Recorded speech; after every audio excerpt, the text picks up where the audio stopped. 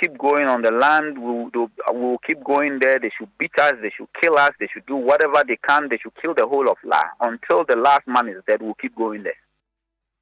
We have details as some soldiers allegedly assault protesters. Also tonight, illegal mining known as Galamsey officially declared a national emergency by the National Consultative Dialogue that needs the deployment of every legal means possible to curb the menace. Dealing with Galamsey is a national emergency. Therefore, all political parties, all stakeholder groups need to join the development and execution of this national, not parochial agenda. We have a breakdown of a 15-point communique that stakeholders believe holds the key to ending this situation. Also, Electoral Commission slapped with a 2,000 Ghana cedi cost by the Winchi High Court for failing to comply with its orders to allow the NDC parliamentary candidate inspect original pink sheets for the Tichiman South elections. What they did was to do photocopies of the pink sheets, which was not what the court asked them to do. The court asked that they should provide the original copies so that it could be inspected. We have details as the court makes fresh orders and compels the returning officer to answer all interrogatories filed by the petitioner. And in business, government considers taxing the emerging digital economy as it looks at improving mobilization significantly over the next 3 years. And in sports, Accra Great Olympics are certain of a comprehensive victory over Kumasi Asante Kotoko ahead of tomorrow's top of the table clash. And later tonight, what has the Budumburam refugee camp got to do with the insecurity situation in Kaswa? This is the time the camp should be dissolved. This is the time. You know, I cannot take the law into my own hand. We decided to petition the security agencies. At times we get scared, very scared. I think there should be more security here. In our Kaswa Focus series, we hear from traditional authorities and ordinary residents demanding action to stop criminals from using the former refugee camp as a staging post. That and more here on Newsnight. Please join us with your thoughts and comments on stories you're about to hear or you've heard so far on Top Stories via WhatsApp 055 1111 997. On Facebook as well, you can leave the comments there. I am Emefa Apawu. And my name is Mensah. We start tonight here in Accra, where a clash between members of the Coalition of Law Associations and some military men heavily armed near the military cemetery at Chado earlier today has reignited a long-standing tussle of alleged encroachment of Lastu lands. For years, government and traditional leaders have tried to resolve the dispute over the lands at Chado, but have yet to come to reach a resolution. Now, during a demonstration by the association today, a group of soldiers are said to have assaulted some of the protesters who say the lands are being encroached by the military. Joy FM's George Quay was caught up in the fracas as well. We'll hear from him in a bit. But first, my colleague Benis Abubedu Lansa describes current developments on the land in contention. And serene, that's how I describe what I observe here, in sharp contrast to what happened earlier today. The portion of undeveloped military land in this area is a very vast one, and you can still see signage that says military property, keep off. It appears this recent demonstration is in response to some development going on some parts of the land. Some 300 meters before you get to the Major Mahama roundabout, that is from the Burma Camp bypass, you'd realize some development going on when you look to the right-hand side of that road. Some buildings are springing up there. They've reached the roof level. Well, from that point, you don't observe any major development. And then when you get to the Major Mahama roundabout and take a right towards the Chain Homes area, you would realize that just adjacent the military cemetery, that part of the land has been cleared. And I see about 3 40-footer containers and what appears to be a fuel or water tanker. I can also see heaps of sand and some wooden poles that have been erected to demarcate portions of the land. There is no military officer inside and no protester inside. I can also see some heavy-duty vehicles. There is no indication here that something of this sort happened. It's the usual heavy traffic build-up towards the Palace Mall, Spintex Road area. But apart from that, it's a relatively calm and serene atmosphere, as it is always. Well, it wasn't calm earlier today. We'll bring you details of this clash that one of our colleagues got mixed up in. As we know, there's a long-standing issue. Recently had played up even all the way to the Land and Natural Resources Minister. The Land Traditional Council has over the years led several protests in a bid to recover the 250 acres of land from the Airport Hills area. The Lands and Natural Resources Minister, Abu Jinapo, promised to ensure that the issues will be resolved earlier when the protesters accosted him on one of his official duties. Let us all be patient, and the assurance I can give to you and to the chiefs is that the president said it before the elections and is very committed to ensure that these age-old controversial issues of land administration in Accra are dealt with substantially, and we intend to do that. However, this morning, members of the Coalition of Law Association will say government is yet to deliver on its promise, massed up at the Chado area protesting, but were blocked and assaulted in some cases by an army of military men. Joy FM's George Kwe, who happened to be caught up, tells us what he saw. Then I drove off. Just as I drove off, a few meters to the roundabout, I noticed that some military people were beating up somebody in the central island right there. So I just rolled down my glass and I said, "Oh, boss, Opamocho, he beg. And all of a sudden, these military guys turned on me. Who am I? Who do I think I am? What do I think this is? I should pack that." So I ignored and I rolled up and I was moving. Then he indicated to some other military people ahead of me to stop. So they sort of blocked my vehicle. And then one of them made me out. And then he came close to the car. And this guy he was annoyed, angry that I had dared open my mouth to say something. And I was trying to open the car, but it was locked. So the other guy came and he was now trying to calm them down. And I said, I've done nothing. All I did was roll down and said, "Oh, Opamocho, he beg. That was all I did. I did not say anything. And so, who are you trying to tell us what to do? You think you can order us about? Were you recording us? Let me see your phone." And they looked at my phone. They checked to see if I had recorded what was on. When I noticed there was, should I say, a friendly in there, another military guy who looked a bit friendlier, and he was now talking to his other friends to calm down. There were about two of them who calmed the others down. The others, those who were mad and upset at me for daring, asked them to slow down on somebody they were beating up. There was about three or so of them. So that is George Kwe recounting what happened today.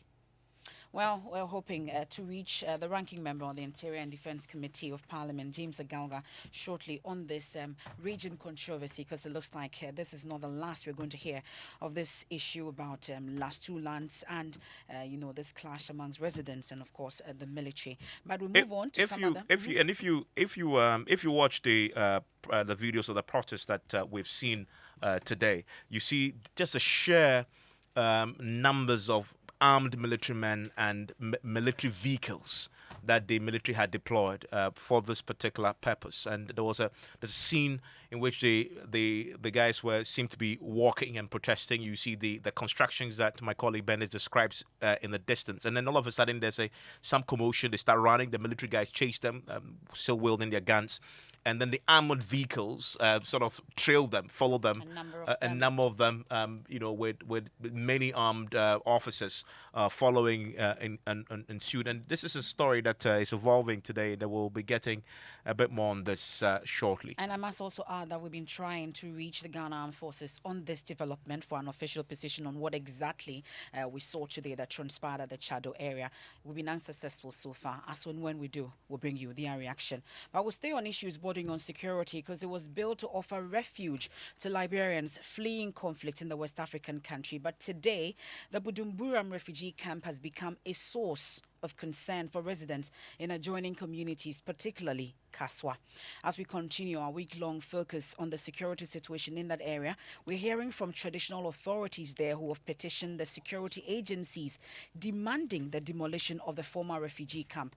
They insist the camp has become a major source of crime, fueling insecurity in Kaswa. My colleague Maxwell Agbagba highlights the concerns and explores how young residents of the area are beginning to take on the crime situation through music.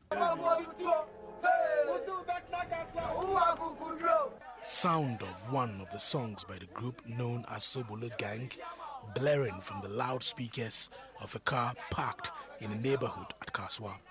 The chorus loosely translates as Kaswa residents, we have given our lives to Jesus.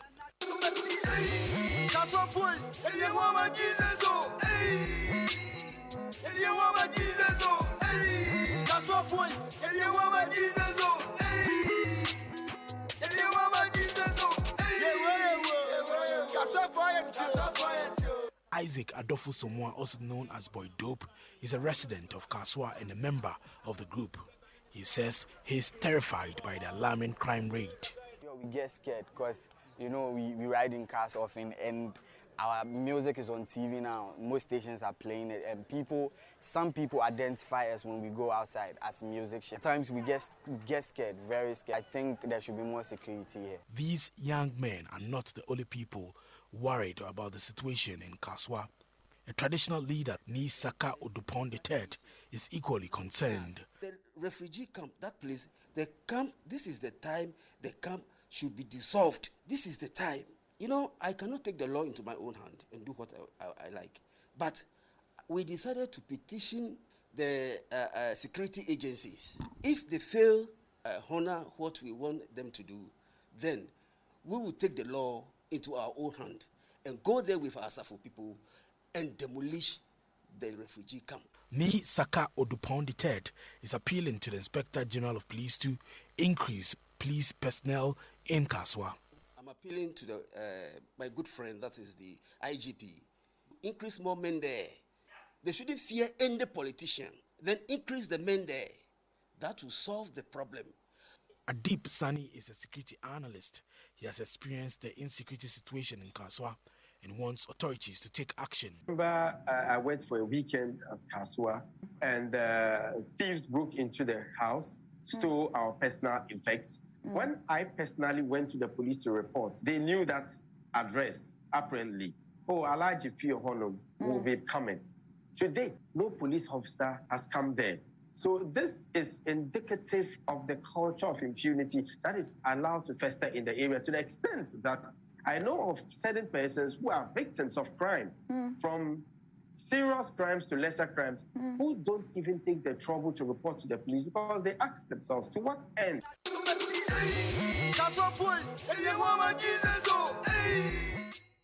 And Maxwell Agbagba, like we indicated, has been in the area, the Kaswa enclave, for a week now, and he joins us on the line. Maxwell Agbagba, well, we would want you to paint an overall picture about the security situation as you've heard and seen so far with the time that you spent in the Kaswa enclave. Yes, Emefa. So, like you mentioned, we've been there for 2 weeks trying to understand the situation, speaking to opinion leaders, residents, traditional authorities, political actors, and even interacting with the alleged perpetrators who have been rejecting the criminal tag. But this is what we gathered. According to the people we spoke to, the urban sprawl has contributed to the problem. They tell me that there are many, and in fact we saw there are many vast undeveloped lands in Kaswa and its neighboring communities. And they tell me that that has become like a candy in the midst of ants. They tell me that because of the age-old problem of land litigation, some private developers are forced to employ the services of land guards. They say that some of the people they have are unemployed and vulnerable young men who live in the community. So with their weapons, they say that during the day, they are land guards, and then at night, they become armed robbers who go about terrorizing the residents. Now, another factor the residents are attributing the increased crime rate to is the refugee camp at Bujuburam. And I had the opportunity to go and see for myself a section of the camp which is considered as a hideout for criminals. Now, about 90% of the people I met there were doing drugs. Some of them drinking some very weird concoctions, and they were not, shy. They were frank with me that indeed they do a lot of drugs there, and that is the only thing that they do. That they are not criminals. They told me people do come to the camp, that section of the camp, the Liberian camp, to have them to rob or to be hitmen for them. And this is this individual admitting. This is the individual admitting to you that people come to hire their services to rob other people. Exactly. So the gentleman who I spoke to, who is more or less considered as the leader of that section of the camp, and he told me that a pregnant woman who came all the way from Swedru to come and hire hitmen to go and kill a man who owns a savings and loans company and is also a pastor. Now, he told me that the woman said because the man is a pastor, if they rob him and they do not kill him, he will get to know. So they should kill him. And this gentleman who I spoke to told me that they actually feigned interest in the case because they've had a lot of situations where a lot of people do come to the camp. So they feigned interest and then liaised with the police to actually get hold of this woman. He also talked to me. He also told me about a situation where some people came all the way from Tema to kind of hire them to go and rob a company somewhere within the Tema enclave. He claims that he also reported that matter to the police. So he said a lot of people do come to the camp because they know that the young men who live there, many of them are vulnerable people, and they try to lure them to commit crimes on their. And I also get a sense, listening to your reports, that many of the residents believe the police, one, is aware of the problem, but is not doing enough to help them with the security situation.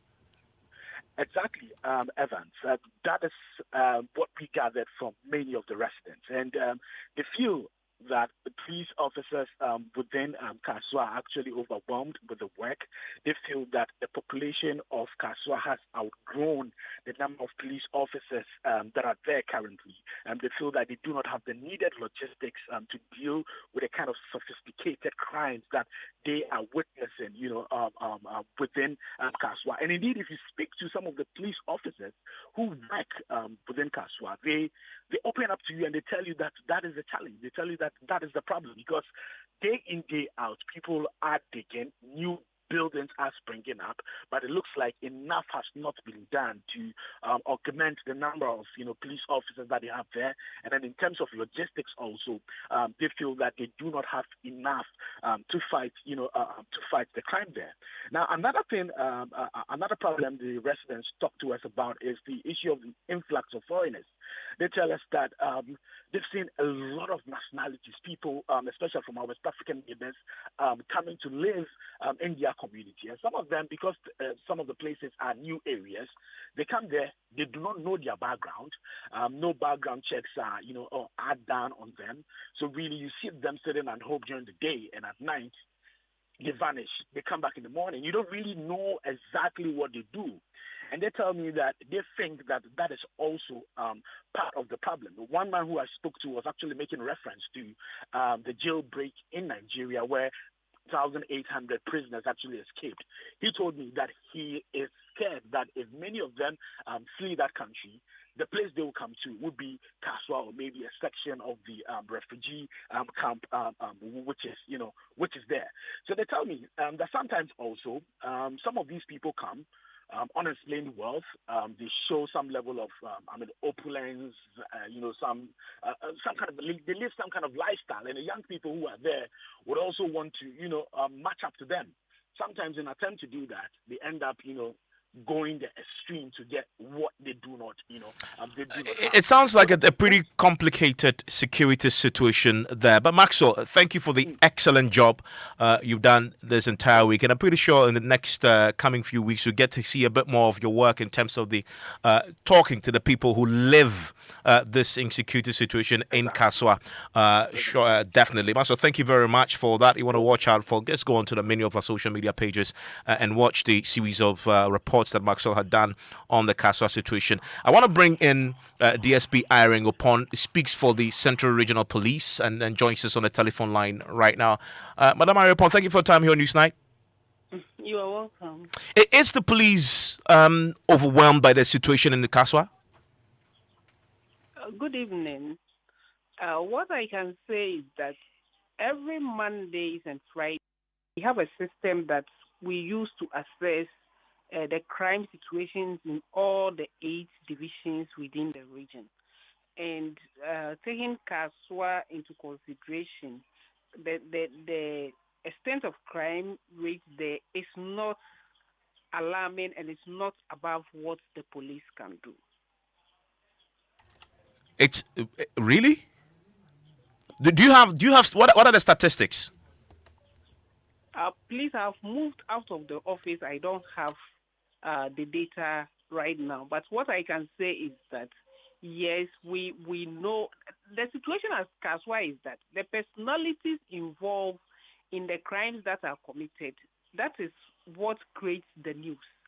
Again, because of the personalities, every media house is interested in carrying such news at Kaswa and the nature of the crime. But looking at the number of crimes that are reported around Kaswa and its environs, is not what the Central Regional Police Command cannot keep under control. So just for clarity, you say that the police data on the crime that is recorded show that Kaswa is not the worst of the many, I guess, communities that you handle. The data doesn't show that. Yes. Okay. Is it also possible, because we've heard in this whole week as we investigate this, that people have almost lost faith in the police and so they are not reporting as much? Cases are being reported. And again, as police officers, we move with information.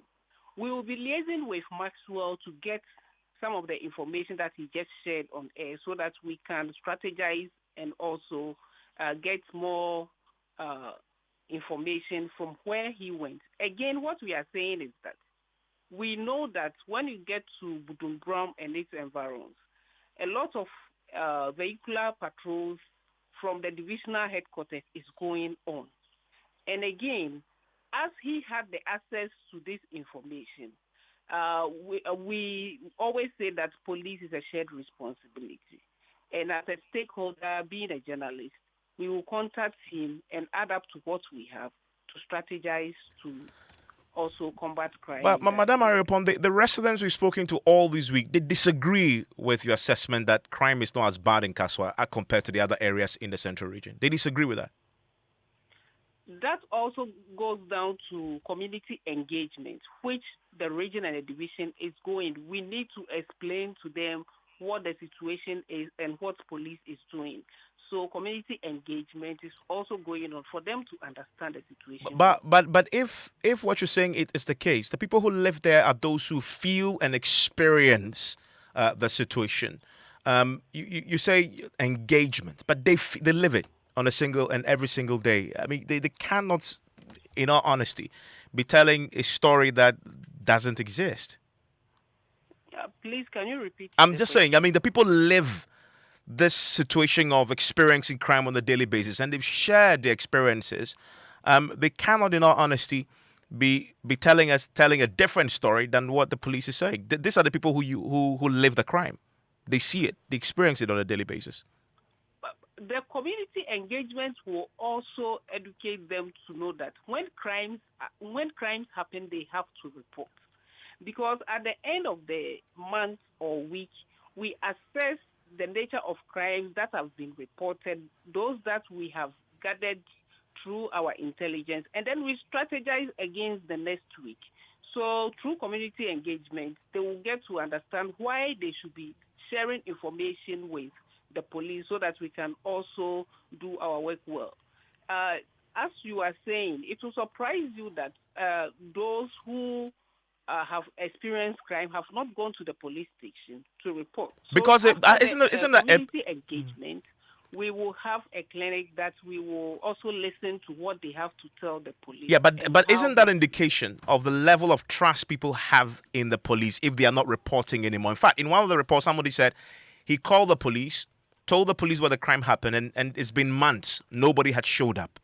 That's clearly a failure of security from the part of the police. Why people don't trust you and will not come and report the crime situation as the experiencing. What he reported or what he narrated is word against what we can find in our also our station diary. It will surprise you that when crimes are committed, people comes out with stories that when you get to our stations, no report has been made. It can also be that the person was calling police service and he dialed a different number thinking that he has called police, but police never came there. When a crime is committed, no matter where it is, a police CID has to be at the scene of crime, and also that will help in investigations. So we have realized that there is a gap between information sharing, that is between the police and then the general public. Not that they have lost trust in police at Kaswa, but to some extent we are also saying that the engagement for them to come on board so that they will know as and when to share information. They know of 18555. There are other numbers within the region that also we should assess to know that they are aware of these numbers so they can contact us. In terms of resources you need to do the job, though, are you adequately resourced to deal with the increasing, expanding nature of Kaswa? We are adequately resourced. And when it comes to Kaswa, from Millennium City to up to Dominance, they are all, the citizenry or the general public sees it at Kaswa. But then within where I have just mentioned, we have 2 divisions. And when the police service creates a division, it means that resources in terms of human and also logistics are sent to places to beef up security.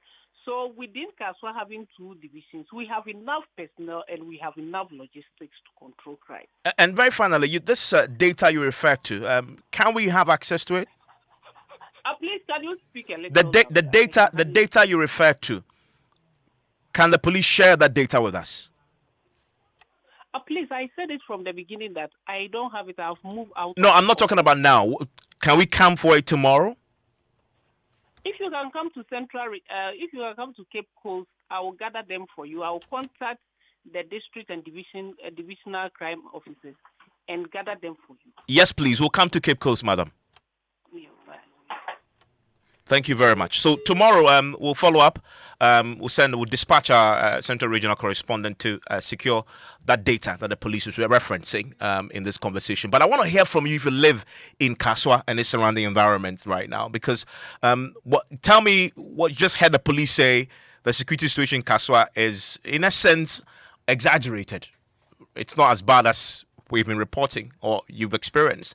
055-1111-997. I want to bring in Dr. Jones Opoku-Ware. He's done extensive research into the crime situation in Kaswa. In fact, he used Kaswa as a case study, and he joins us on the telephone line. Doc, thank you for your time here on Newsnight. Thank you so much, Eva. First off, based on that research you did, you just listened to the police spokesperson for Central Region, did you? Yes, I did. What's your reaction to what she says in relation to the fact that it's not as bad as we perceive? Okay, so this is what I have to say preliminary. I'm not surprised about what the police person said, because, in criminological sense, there is what we call the dark figure of crimes, okay, where what the police record in most times does not reflect the actual situation on the ground. And so she, as a police person, is actually speaking according to the books, because it is based on what is recorded or what is reported to them that they are able to do their crime pattern analysis. But actually, most of the times, because people have a lot of distrust and they have other issues with the police, a lot of crimes happen that the police themselves are not aware of. And that is what we call the dark figure of crime. So I'm not surprised, based on the data she is talking about, they have that trend. But actually, to be very honest with you, if you should go on the ground and you stay within Kaswa, trust me, a lot of action is happening there. And also, very briefly, what did you discover as the main problem for which reason Kaswa has become so notorious for crime? Okay, all right. So you see, what I did was basically to look at special factors that pattern crimes. So, for instance, there are certain variables that you have to look at because crime happens within places. So if you want to really understand why crime rates are high in a particular area, you have to look at those social variables, what we call social spatial variables. For instance, when you go to Kaswa, there are certain variables that are operating. First, we have what we call residential instability. And I heard Master Agbagba talking about the fact that there are so many people moving in within Kaswa. That is very true. The place is so fluid, especially because also it lies between Greater Accra and Central Region. And now because of that, there is always a movement of people, a lot of movement of people within that enclave. And also to Western matters is the Bujumbura camp and other areas, because you see, the place has become more of like a receptive enclave for even foreigners. So because of that kind of characteristic that the Kaswa area has, there's always people moving in and out. And once people keep moving in and out in a particular area, it becomes very difficult for you to know who is coming in and who is going out. And so when you even talk to the police, they will tell you that, look, there's so much movement within this area that we cannot even profile who actually is a resident in Kaswa and who is not. So it is one major factor that is operating there. And now another issue that I want you to look at is also the population density. And now look, Evans, somewhere within the 1970s, the total population of Kaswa was around 863 people. Okay, between 1970 to the 1990s, okay, Kaswa's population exploded about 79 times. And now when there is so much huge population density within an area, it becomes very difficult for you to contain people's activity, especially when they want to engage in criminal activities. And so that is something that's happening. And much worse is that because many people have moved in, the population has exploded. It has generated a lot of economic activities. And once economic activities are generated within a particular area, it creates what we call crime opportunities.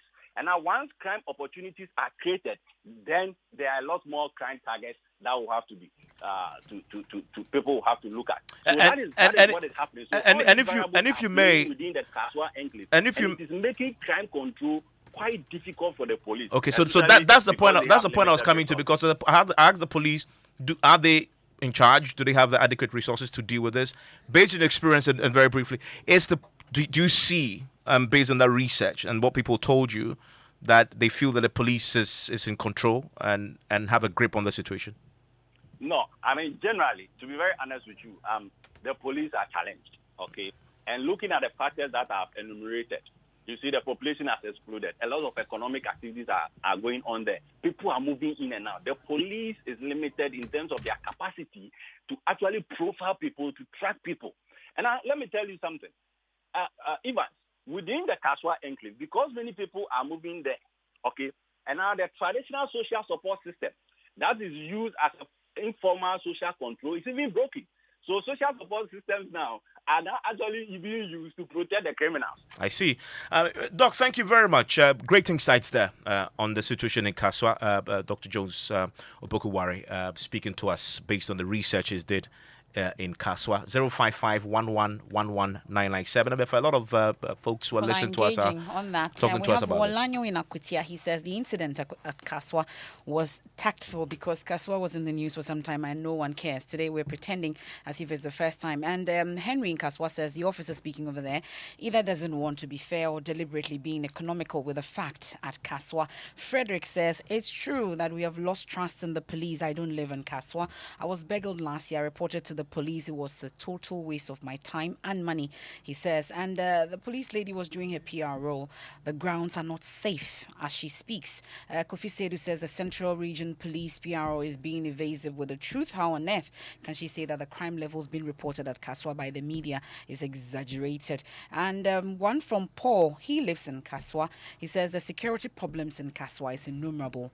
One, we don't trust the police. The police would do nothing. And he says that with an exclamation mark. Exactly. The police would do nothing or little when you report a crime. Another exclamation. They are after innocent taxi drivers and trotro drivers here. I even know the ghetto, the armed robbers jail. The proliferation of other foreign nationals have also worsened the situation. Like I said, the problems are just a lot. Paul from Kaswa. There, some of your messages that you've sent in. After the break, we'll tell you what the National Consultative Dialogue on the Small-Scale Mining has decided today. They have declared Galamsey a national emergency. What does that mean? Details after George is done with business. Hello, George. Hi, Evans. Yes, and coming up, government is considering taxing the emerging digital economy as it looks to improve revenue mobilization significantly over the next 3 years. And IMF justifies latest growth projection for Ghana, insisting it was grounded on current data. The business news on Newsnight is brought to you by MTN Business. Welcome to the new world of business. Kingdom Books and Stationery, your number one stop shop for all your office essentials, and Allianz Insurance. Hey, my phone is broken. We've all been here before. The moment when your heart literally stops beating and you see your entire social life and savings flash before your eyes. Yep. Your phone just fell and you are frozen in fear, awaiting the post-mortem reports to find out just how badly your phone is damaged. But now, you no longer have to panic when your phone experiences liquid or accidental damage, thanks to MTN Device Insurance. Just install the MTN Device Insurance app, fill in the details and make payment, and experience the peace of mind that comes with knowing your device is insured as you continue to enjoy the most amazing 4G Plus experience only on Ghana's fastest network. Visit MTNDeviceInsurance.com or download the MTN Device Insurance app on Google Play or App Store and get your phone insured today with Device Insurance powered by MTN. We there for you everywhere you go.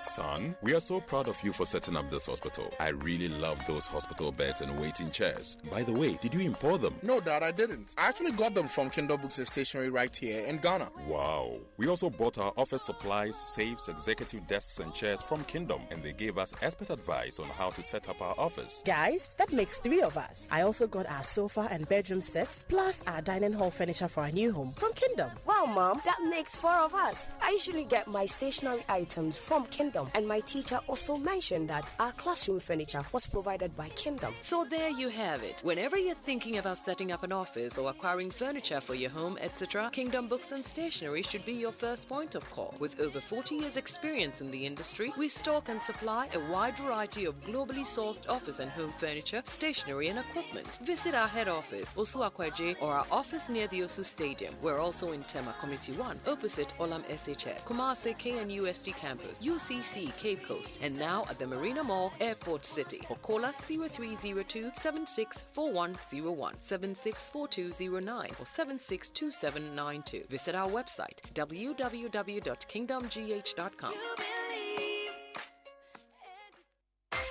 Allianz Insurance since 1890. At Allianz Life Ghana, we have a wide range of life insurance packages to suit all pockets, from individuals, groups, associations, and businesses. We cover your employees, your funerals, pensions, children's education, and your future.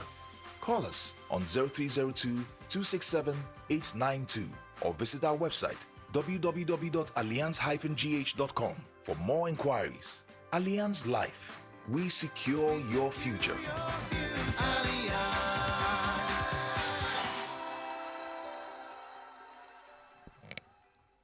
You're welcome back to Business on Newsnight. Now, the IMF has justified its revised growth outlook for Ghana, insisting it was based on current data.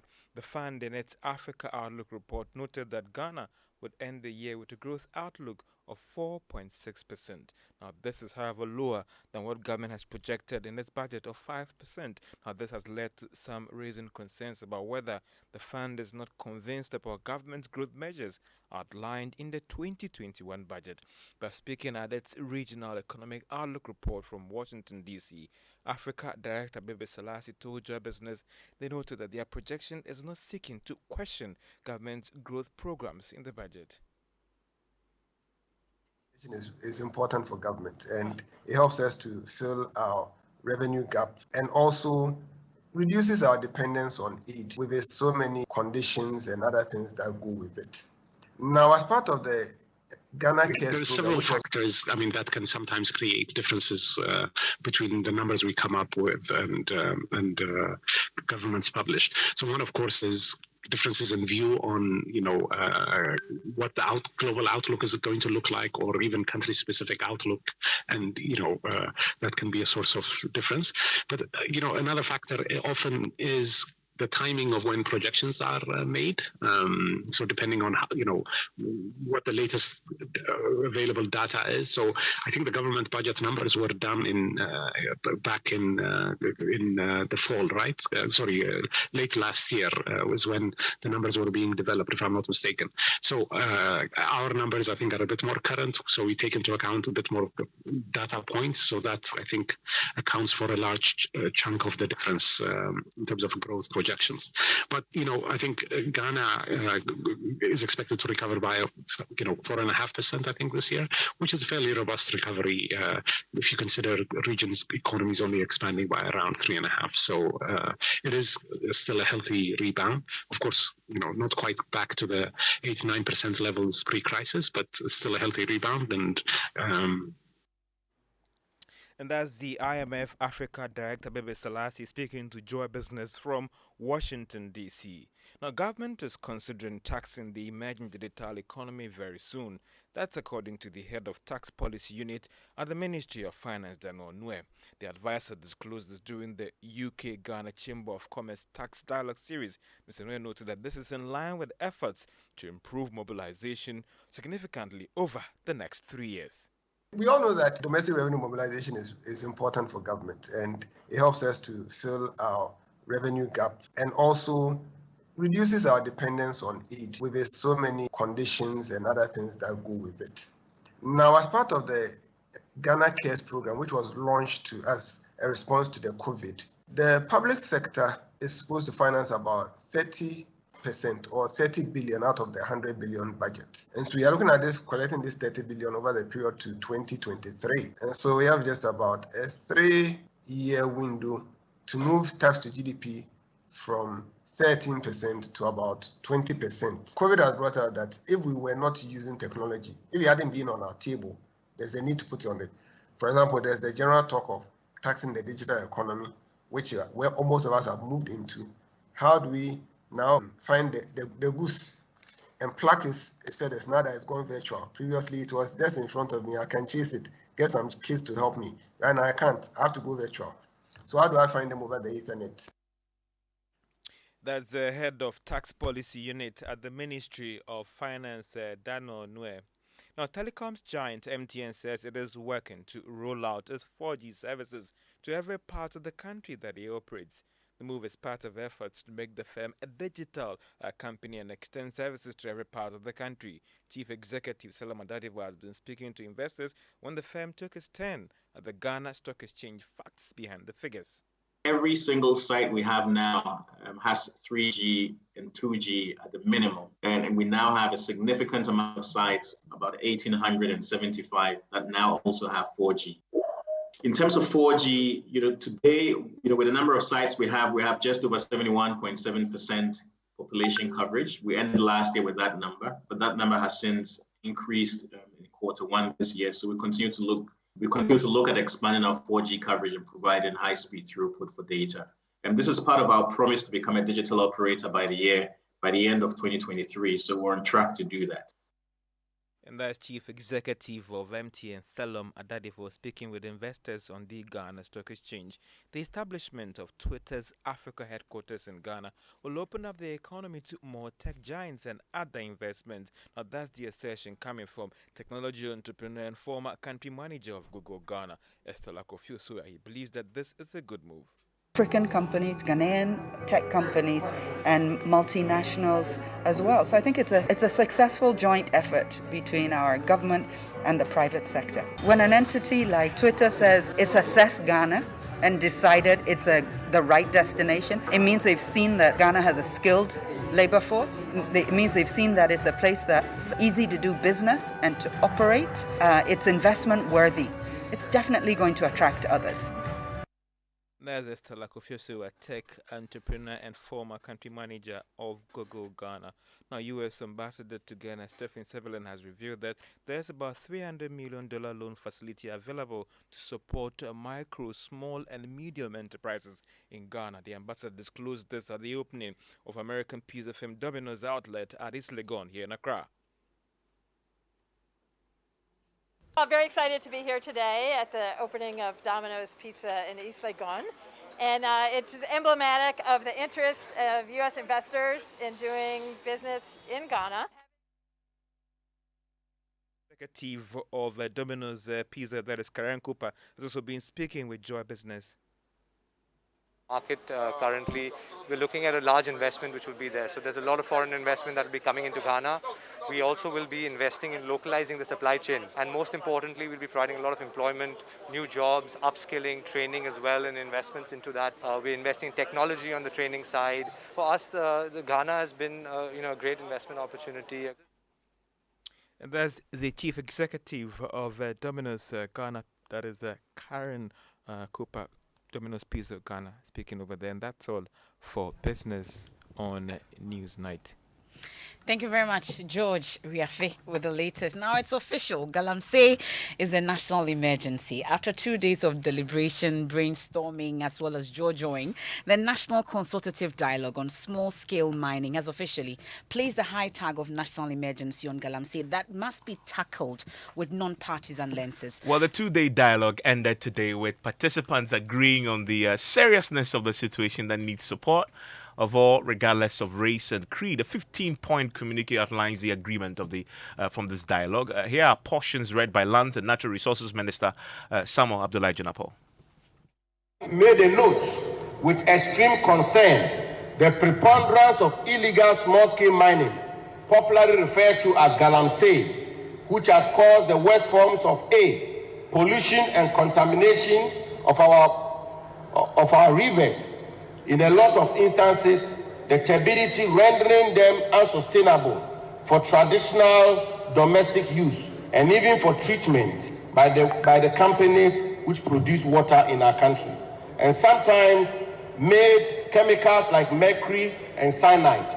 B, degradation of lands, in many cases leaving numerous uncovered, dangerous pits scattered over the landscape, making it unsuitable for agricultural or any other uses, as well as unsafe for both human and animal occupation. And C, atmospheric pollution laden with dust, smoke, and chemicals like mercury and fumes. 9, the dialogue, worse still, took note of the widespread allegations of the participation of or the support accorded by people of prominence in government, public and civil service, traditional authorities, business leaders, and other opinion leaders to these illegal mining activities, which has given credence and prominence to the activity. 10, the dialogue, while noting that when properly done,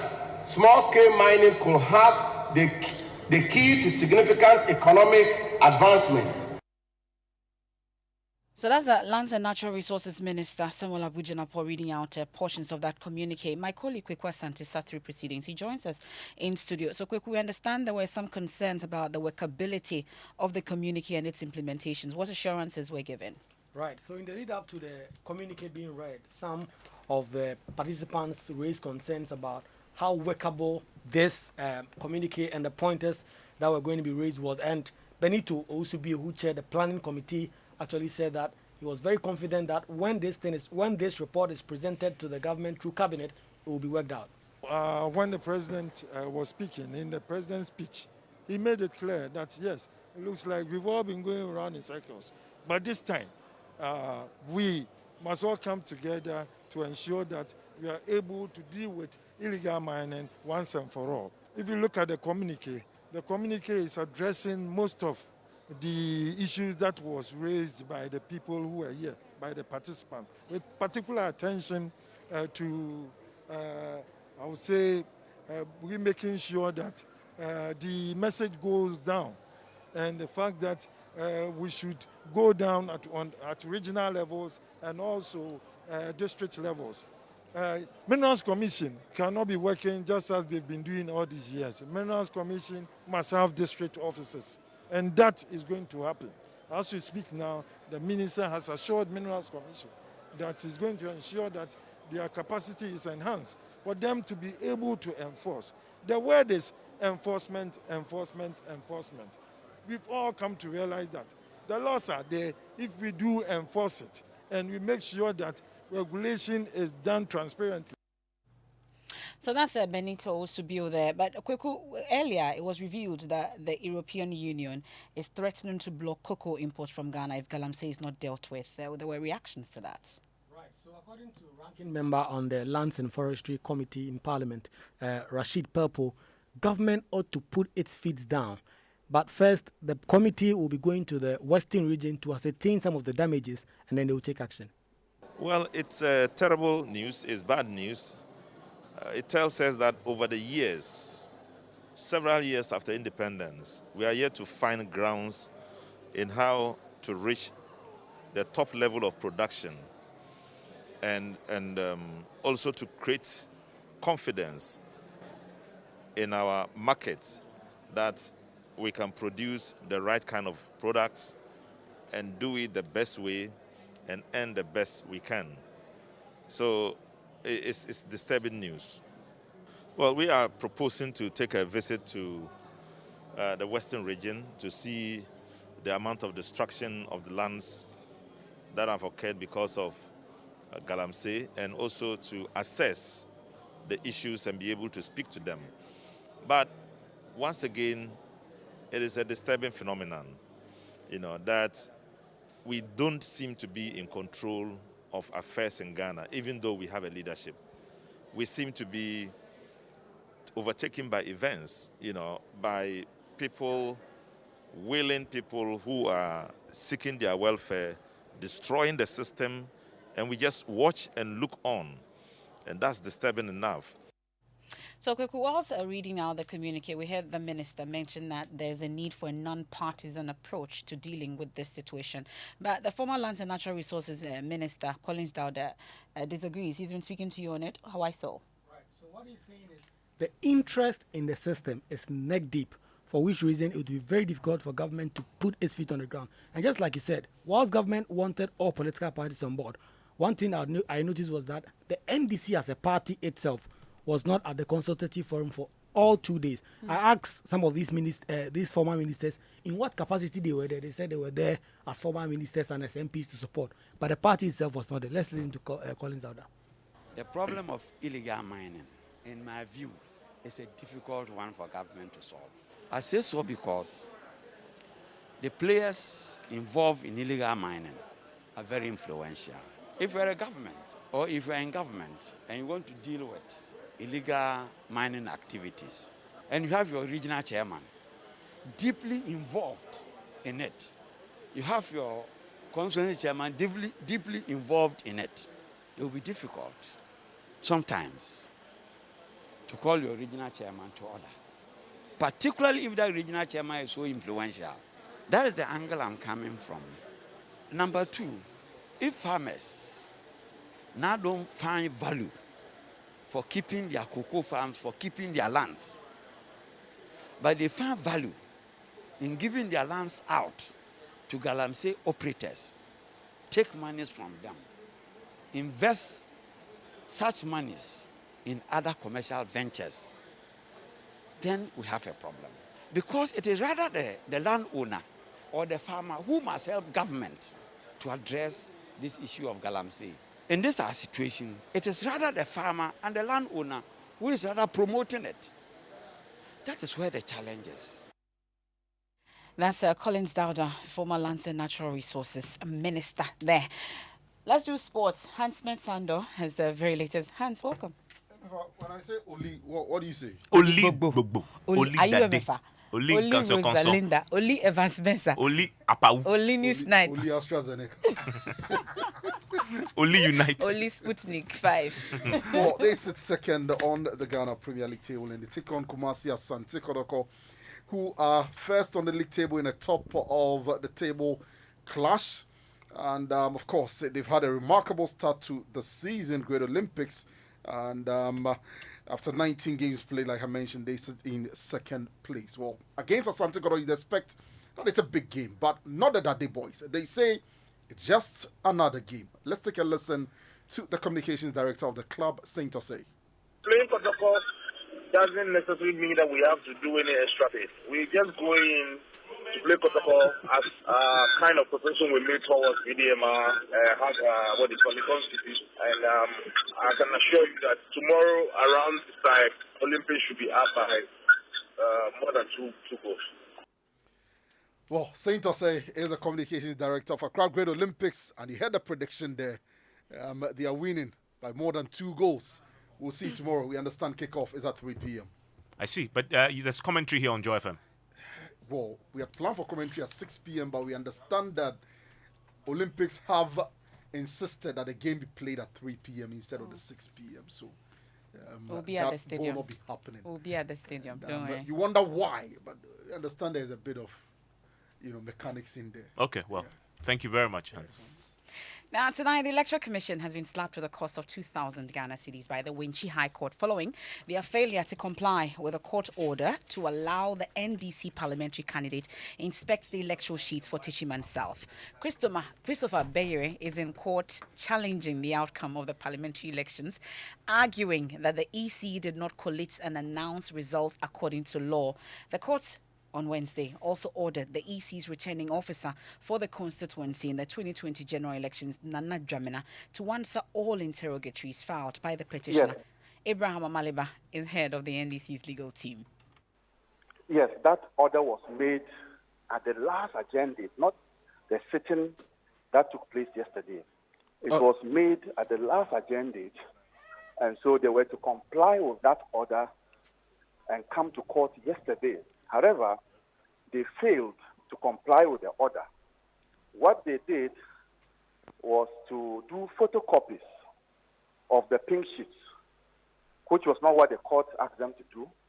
The court asked that they should provide the original copies so that it could be inspected. And that's Abraham Maliba, is a member of the NDC legal team. Now, President Akufo-Addo, barring any last-minute changes, will release a list of deputy ministers designated as he moves to complete the formation of his second-term ministerial appointments. Now, the Office of President is poised to release a list after Akufo-Addo completed his consultations with all his substantive ministers on their deputies as required by Article 79(1) of the 1990 Constitution. We understand this meeting with the deputies themselves were also held yesterday. My colleague on the political desk, Elton Brobe, has the following report on what to expect. That order was made at the last agenda, not...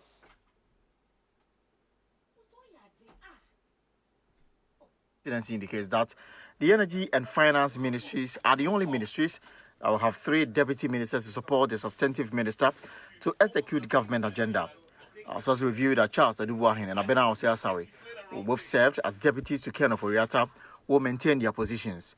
The president will appoint a 3rd person to make the number of deputy finance ministers to 3.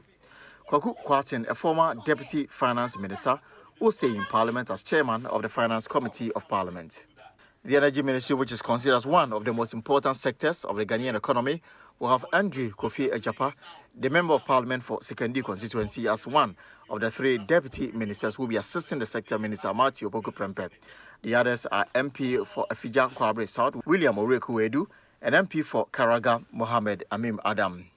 The Ministry of Information is expected to have 2 deputy ministerial positions, and Fatima Abubakar, the current Deputy Director of Communications at the Presidency, is tipped to be one of the 2 deputies who will be working with the Substantive Information Minister Kojo Opon Nkrumah. One of the anticipated appointments expected to be announced is that of Diana Asunaba Dapa as one of 2 Deputy Ministers of Justice and Attorney General to assist Godfred Yabu Adame, the Attorney General and Minister of Justice. Diana Asunaba Dapa is a lawyer called to both the Ghana and the New York Bar. She's also the current Vice President of the Ghana Alternative Dispute Resolution. She's expected to complement the Attorney General with her strength in civil litigation and corporate law. She currently lectures at the Ghana Institute of Management and Public Administration. Diana is a World Bank certified trainer in corporate governance and also in human rights and ADR, and has trained lawyers and judges in Ghana, Sierra Leone, and Liberia. Her area of research includes ADR, corporate law and governance, and human rights. She's also a member of the Chartered Institute of Arbitrators. The other deputy is Sunyani-based private legal practitioner Alfred Chuayabua. He contested and lost the Sunyani East parliamentary primary to the former Chief Whip of Parliament, Kwesi Ameyao Shreme. And that's how we wrap up tonight's edition of Newsnight. Elton Brobe there with that report on who's in and who's out. We wait for that final list. I am Emefa Apawu. And my name is Evans Mensah. And we have Personality Profile coming up next with Lexis Bill. Dr. Ernest Ufurisapon, CEO of Specialized, is our guest. Please stay.